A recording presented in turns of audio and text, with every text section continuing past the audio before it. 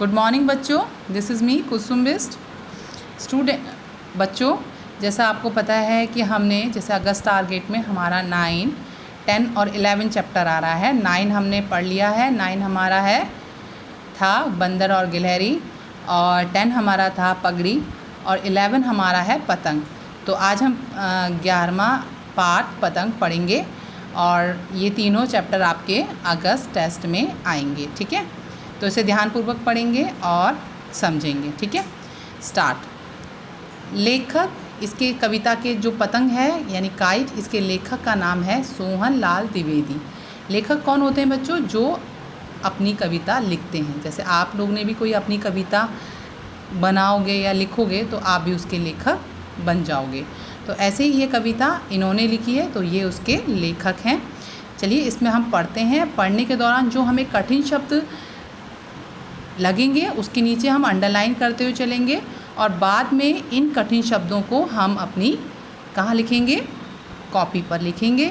ठीक है, पार्ट 11 डाल के, डेट डाल के, CW डाल के हम इस कठिन शब्दों को अपनी कॉपी पर लिखेंगे।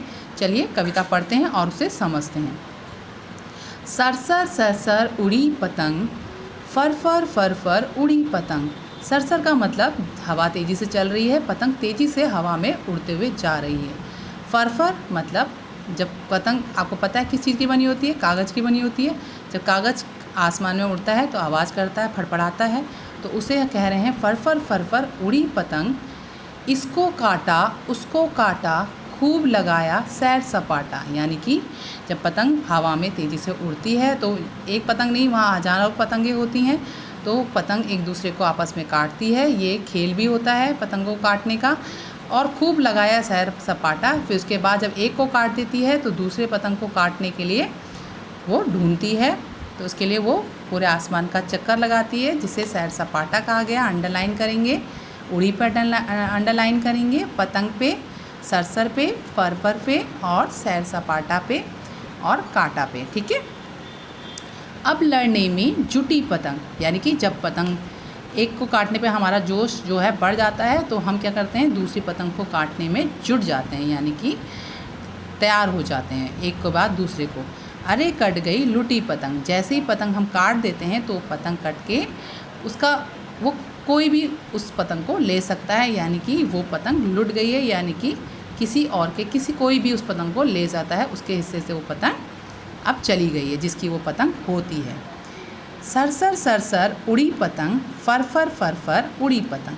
फिर से वही लाइन है, सरसर हवा में उड़ रही है पतंग, फरफर आवाज़ करते हुए हवा में उड़ रही है पतंग। यहाँ पर हमने कविता पढ़ ली है, और कविता में आए हुए कुछ कठिन शब्दों को हमने अंडरलाइन भी कर लिया है। सरसर पतंग, फरफर उड़ी, काटा खूब सैर सपाटा, लड़ने जुटी लूटी। ये पूरे आपके 1 2 3 4 5 6 7 8 9 10 वर्ड हैं, शब्द हैं। इनको आप अपनी कॉपी पे कठिन शब्दों करके लिखेंगे। ठीक है बच्चों, चैप्टर नंबर पेज नंबर 77 पे अब हम देखेंगे इसमें कैसे करना है इसकी एक्सरसाइज को। यहाँ पर आपको पतंग का एक चित्र बनाना है, सुंदर सा पतंग का एक चित्र बनाना है। और नहीं तो अगर आप चित्र नहीं बना सकते हैं, कुछ बच्चे नहीं बना पाएंगे, तो कहीं पर भी पतंग का चित्र अगर आपको कहीं मिलता है तो आप उसको कट पेस्ट करके आप उसे कॉपी बुक पे चिपका भी सकते हैं। ठीक है, उसके बाद है आपका अब कविता बनाएं। इस कविता को कंप्लीट करना है। जैसे सरसर सरसर उड़ी पतंग, घंटी कैसे बोलती है? जो घंटी की आवाज़ है वो आपको लिखनी है। ठीक है, घंटी की आवाज़ को आपको लिखना है। जैसे घंटी बोली टन टन टन, उड़ता कपड़ा फर फर फर। ठीक है, कपड़ा भी जब हवा तेज़ से चलती है तो वो भी फड़फड़ाता है, आवाज़ होती है उसमें भी। चूड़ी बोली खन खन खन। ये अपनी एक्सरसाइज को पूरे करेंगे। टन टन टन, फर फर फर, चूड़ी बोली खन खन खन। Page number 78 take out. यहाँ पर आपकी कुछ क्वेश्चन आपसे पूछे जाएंगे और उसके आंसर आपको लिखने हैं, जैसे हमने बताए हैं उसी तरीके से। ठीक है, क्वेश्चन है हमारा, तुम पतंग के साथ सैर सपाटे पर गई, वहाँ तुमने क्या क्या देखा? क्या क्या देखा? जब पतंग में सैर सपाटे पे जाती है, सैर सपाटा कहाँ होता है पतंग का? ज़मीन पे तो होता नहीं, आसमान में होता है। तो आसमान में क्या क्या चीज़ें होती हैं वही हमने लिखना है। नीला आकाश, उमड़ते घुमड़ते बादल, रंग बिरंगी पतंगे, उड़ते पक्षी आदि, ये सब चीज़ें हमें आसमान में देखने को मिलती हैं। नीला आकाश, उमड़ते घुमड़ते बादल, रंग बिरंगी पतंगे, उड़ते पक्षी आदि। पतंग कटकर कहाँ कहाँ गिर सकती है? अब जब पतंग गिरती है, कट जाती है, तो जाहिर सी बात है मैदान में, छत पर, पेड़ पर, नदी नालों में आदि में पतंग गिर जाती है और पेड़ पर भी फंस जाती है, छत पर भी अटक जाती है, मैदान में भी गिरती है और कभी कभी इतनी दूर उड़ जाती है कि नदी और नालों में भी पतंग चली जाती है।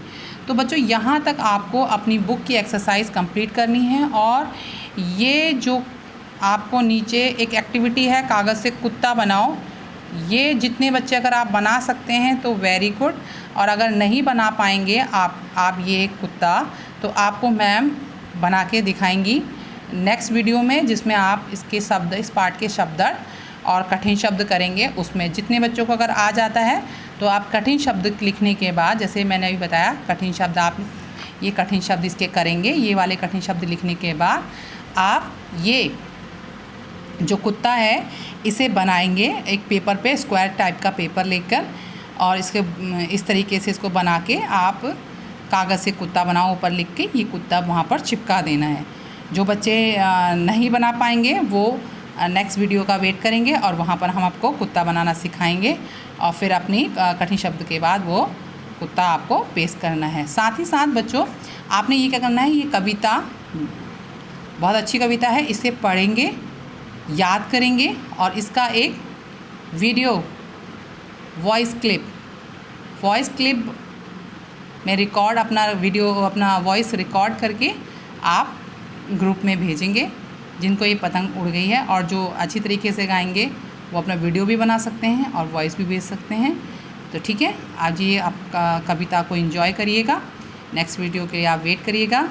आपको ये वीडियो कैसा लगा, लाइक सब्सक्राइब करिएगा ताकि ये वीडियो इजीली आपको मिल जाए, ठीक है, आपके मोबाइल में।